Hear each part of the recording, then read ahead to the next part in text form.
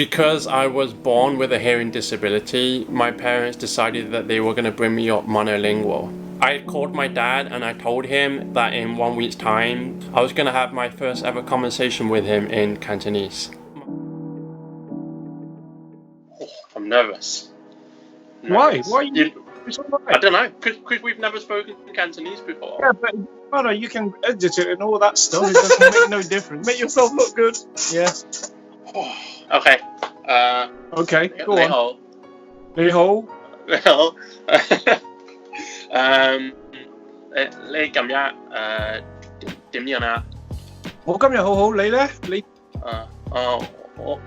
我都好好，但係一啲 nervous。我唔知道點講 nervous。I actually forgotten how to say it. Okay, that's good. That's good. 你食咗飯未啊？啱啱食咗，你咧？係食咗 ，is that right? No. 都食咗，都食咗。你同我嘅細佬食飯嗎I don't quite understand that. 你同邊個食飯？哦，你同邊個食飯？你同邊個食飯？OK， 我同你細佬食飯。你哋食乜啊？今日食麵同埋啲菜。白菜。白菜係。同埋溝啲魚同埋啲雲吞。魚。我感覺佢唔食魚。No， 你以為佢唔食肉？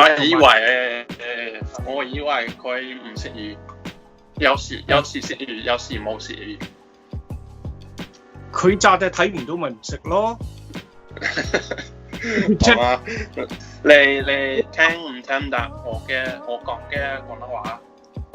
一次。你聽唔聽明？聽唔聽得明我講嘅廣東話？大部分啦。但係我嘅音調唔好，好似個嗰啲鬼佬講咁咯。你可唔可以介紹你小嘅時候嘅生活？ Yeah, almost, but acceptable. 你係香港人係咩？係，我係香港人。跟住我就喺個小島叫做東平洲，到4歲到啦，我就搬出去大埔。好笑。我就去大埔讀書，讀到11歲，跟住就嚟英國，已經有48年啦。你喺香港學唔學英文啊？有，不過好普通嘅英文。所以你搬咗去英國，你識唔識講英文？你英文點樣啊？好差。咁你點同朋友或者老師講英文？開頭好難，但係經過努力，一路要逼自己學到好好嘅英文。When I was about 8 or 9, this whole bunch of us used to hang out by the sea. The race was on, and everyone was busy watching the race. So we nicked one of the spare dragon boats and rowed out. There was about 7 or 8 of us. We rowed halfway out, and then we hear the tannoy calling us, "Oi, you lot, bring the boat back!" And everyone jumped boat and left me on the boat, and I couldn't swim. So what did you do? I had to jump because I was scared getting caught. But the water was like up to my chin. And I thought, well, shit, how am I going to get back to shore? And I was thinking, I'm going to drown today. And then luckily, a coffee tin coming by. So I grabbed hold of it and I just paddled all the way back to shore. And did you get caught? No. But I lost all my clothes and my shoes and left it in the boat. I got beat up when I got... 你今日做乜嘢嚟啊？今日係練習我嘅廣東話。OK。因為想同你對話，所以我睇 YouTube 同埋睇手機。Yeah. 因為台灣冇人識講廣東話，所以我感覺練習廣東話好難。OK， 廣東話本身好難學，就算你喺香港都好難學。一般西人學到講嘅廣東話都唔係好正。I noticed some people say 你 and some people say 你 with an N sound. Yeah, it just depends how they want to be posh or not. When you hear that, you think you're pretentious. A bit like people trying to speak Queen's English when they're not. That's hilarious. 咁你感覺我嘅廣東話點樣？點樣啊？幾好啊！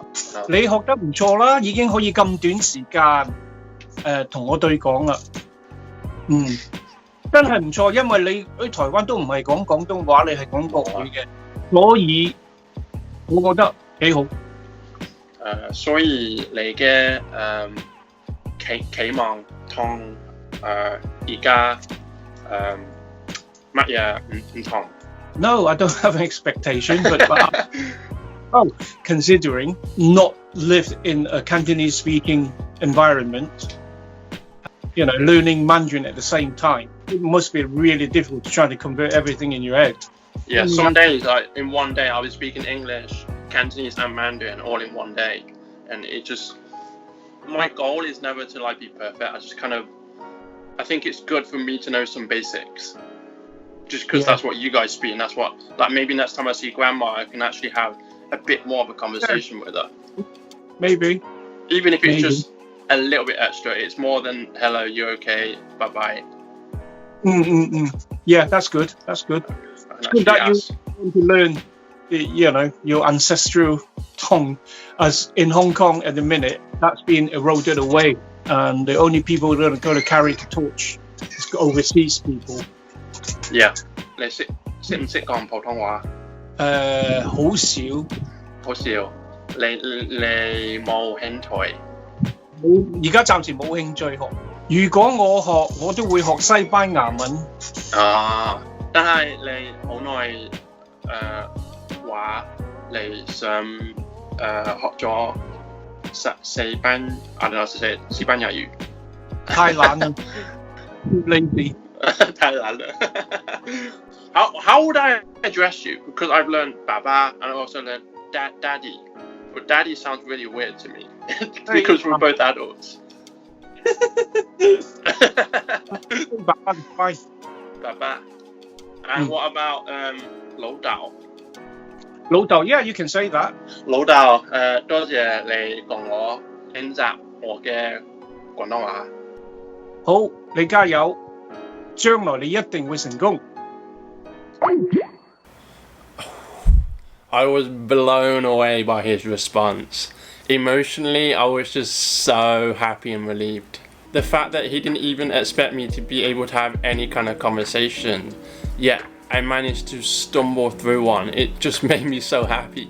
It's been a few days since I had that conversation with my dad, but I realized at the time I was putting a lot of pressure on myself, and afterwards I just felt relieved and I could just relax and breathe a little bit. This video isn't to show you how fast you can learn Cantonese or even the best ways of doing it. In fact, I probably learned in some really inefficient ways and developed some bad habits. Some people say that you shouldn't start speaking so early on when you're learning languages. I think it really depends on the person though and how they're motivated. During the 9 months of learning Cantonese, I definitely had days or even a whole week where I just didn't study any Cantonese at all.